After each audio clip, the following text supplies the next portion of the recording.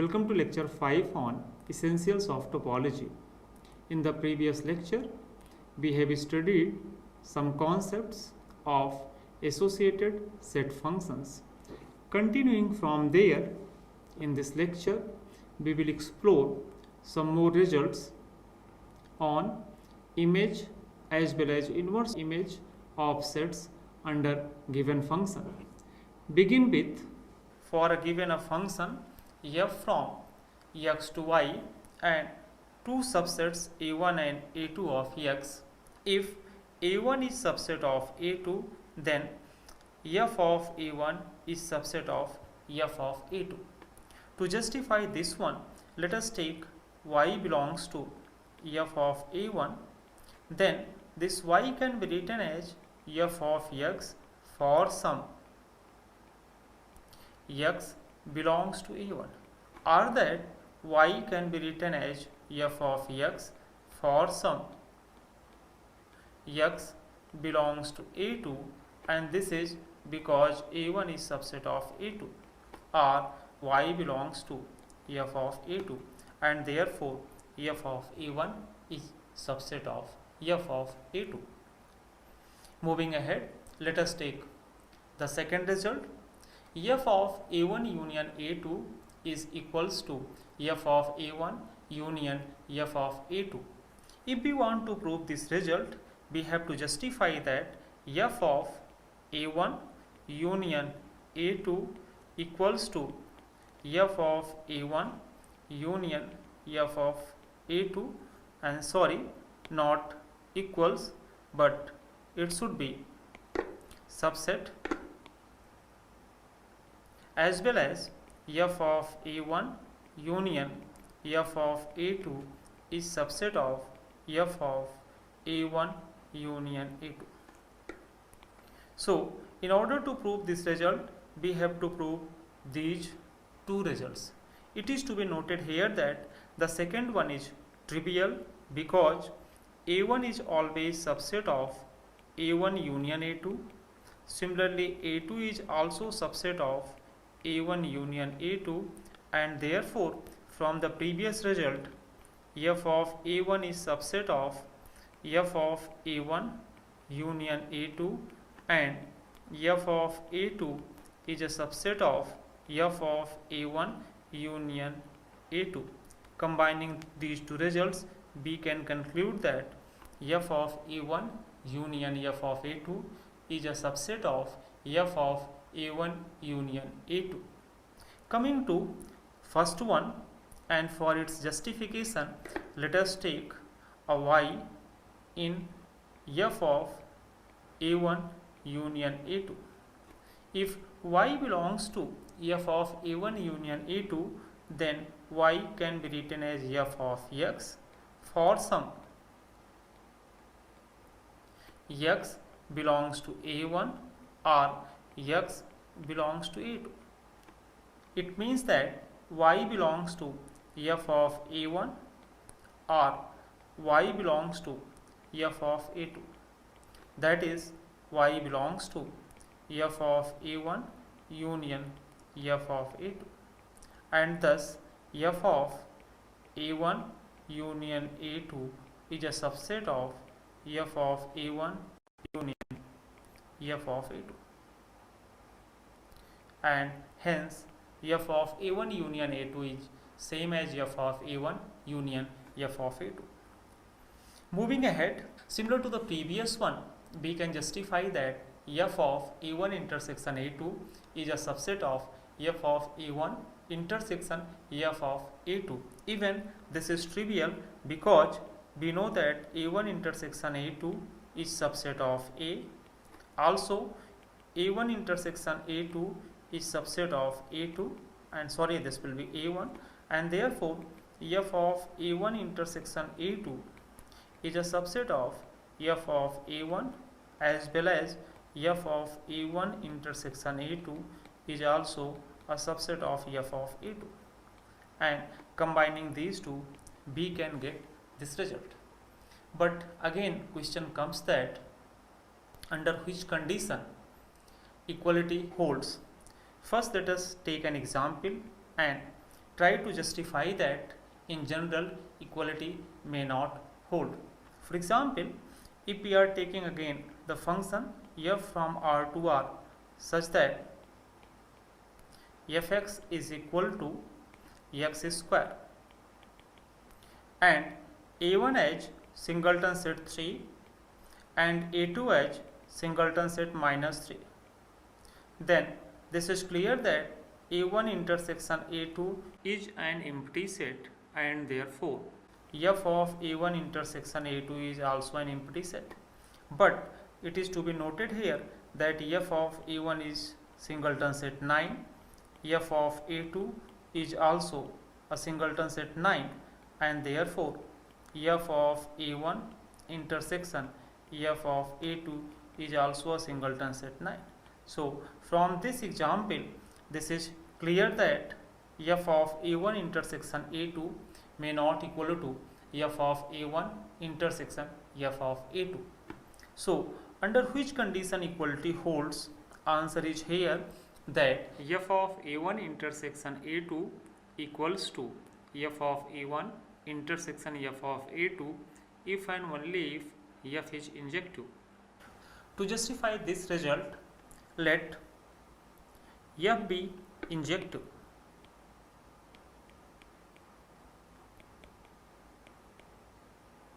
Then we have to show that f of a1 intersection a2 is a subset of f of a1 intersection f of a2, and another thing, f of a1 intersection f of a2 is a subset of f of a1 intersection a2.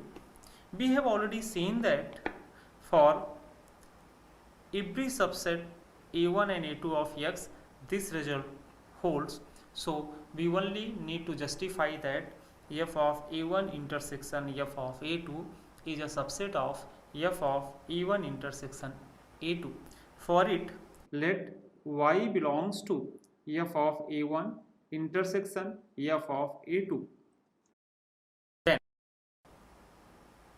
y belongs to f of a1 and y also belongs to f of a2, or that y can be written as f of x1 for some x1 in a1 and y can also be written as f of x2 for some x2 in a2. But note that y is equal to fx1 and y is equal to fx2. It means that fx1 is equal to f of x2, and therefore by using the injectivity of the function, x1 is equal to x2, and therefore we conclude that x1 belongs to a1 intersection a2, or that y, which is nothing but f of x1, belongs to f of a1 intersection a2. So from here we conclude that f of a1 intersection f of a2 is a subset of f of a1 intersection a2. Coming to the converse of this result, let f of a1 intersection a2 is equals to f of a1 intersection f of a2. Then we have to prove that f is injective. In order to justify that f is injective, let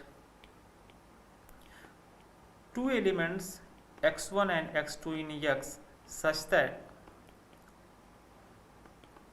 x1 is not equal to x2. Also, let us assume that a1 is singleton set x1 and a2 is singleton set x2. Then this is clear that a1 intersection a2 is an empty set, or f of a1 intersection a2 is also empty set. Since f of a1 intersection a2 is same as f a1 intersection f of a2, therefore f of a1 intersection f of a2 is also an empty set.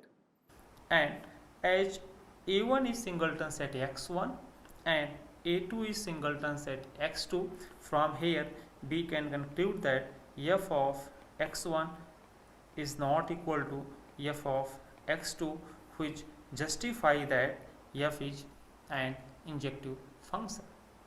Moving to the next, we can generalize the previous results for union and intersection to a collection of subsets of x indexed by the set I. That is, one can prove that f of arbitrary union of ai, where ai is a subset of x, is same as union of f of ai. Similarly, f of intersection of ai is subset of intersection of f of ai. And finally, f of intersection of ai is equal to intersection of f of ai provided f is injective. Moving to the next, let us prove a result which states that for a given function f from x to y and a subset of x, complement of f a in y is same as image of complement of a in x provided f is surjective. So assume that it holds and let us try to justify that f is surjective. This is trivial to justify as this one holds for each subset a of x. So why not let us take a as an empty set. If we are taking a as empty set, this can be stated as y minus of f of phi is subset of f of x minus empty set, or that y is a subset of f of x. We already know that f of x is always subset of y. Combining these two, f of x equals to y, and therefore f is a surjective function. For converse part, let f be surjective.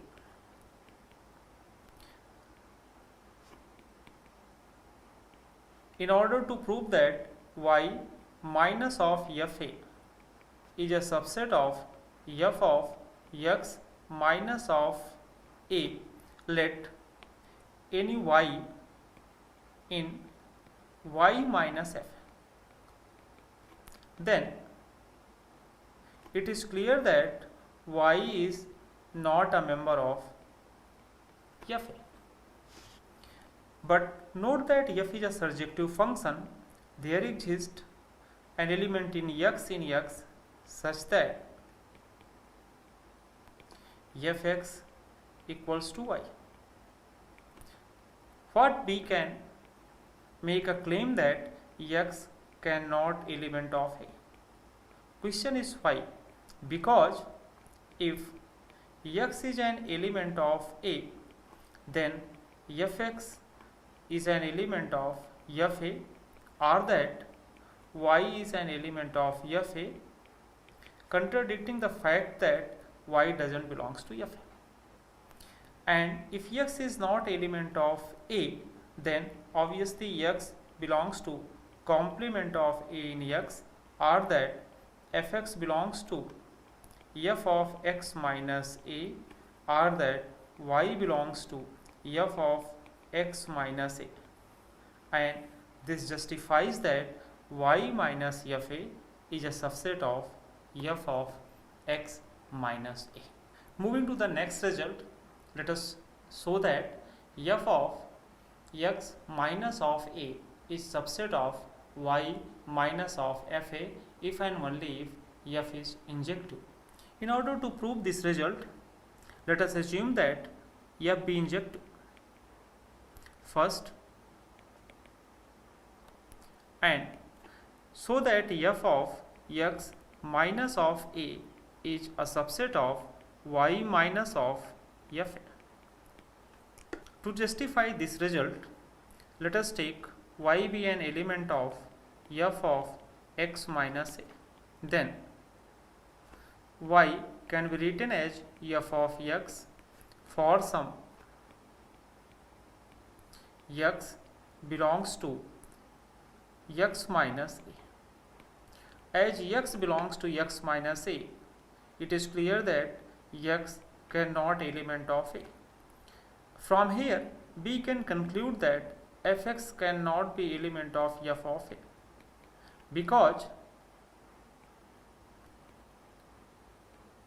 if fx is an element of f of a, fx can be expressed as f of x dash for some x dash belongs to a, and after that by injectivity of f, x and x dash will be equal, or that x is also an element of a. Now coming to this fact that fx is not an element of fa, we can say that y is not an element of fa, or that y is an element of y minus f of a.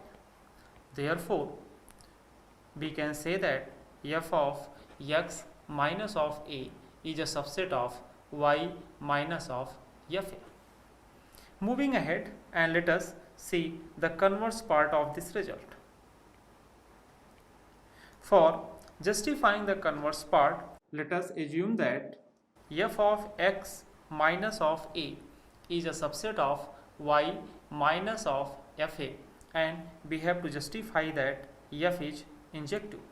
To justify that f is injective, let us prove the result by contradiction. That is, let us assume that there exists two elements x1 and x2 in x such that x1 equals to x2, but or x1 is not equal to x2, but fx1 is equal to fx2. Also take a as a singleton set x1. Then this is clear that x2 cannot be element of a, or x2 is an element of x minus of a, or f of x2 is an element of f of x minus of a. But f of x2, which is equal to f of x1, as per our assumption, this belongs to f of a.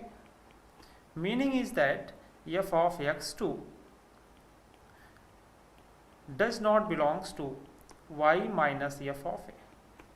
This contradicts the fact that f of x minus a is a subset of y minus of fa, because what we have shown that there exists an element f of x2 in f of x minus of a, but that doesn't belong to y minus of fa. Therefore, our assumption is wrong, and hence f is an injective function. Finally, from the previous two results, one was regarding the surjectivity of f and second was regarding injectivity of f, we can conclude that y minus of f of a is equals to f of x minus of a if and only if f is bijective. Finally, similar to the results what we have seen for image of sets, we can conclude that if we are taking a function f from x to y, three sets b1, b2 and b subset of y, and bi, I belongs to y, is any family of index subsets of y indexed by the set I. If b1 is a subset of b2, f inverse of b1 is subset of f inverse of b2. F inverse of this arbitrary union of bi, I belongs to I, is same as union of I belongs to I, f inverse of bi. F inverse of intersection of bi is same as intersection of f inverse of bi, and f inverse of y minus of b is same as x minus F inverse of B. It is to be noted here that all the results hold well here without any condition. These are the references. That's all from today's lecture. Thank you.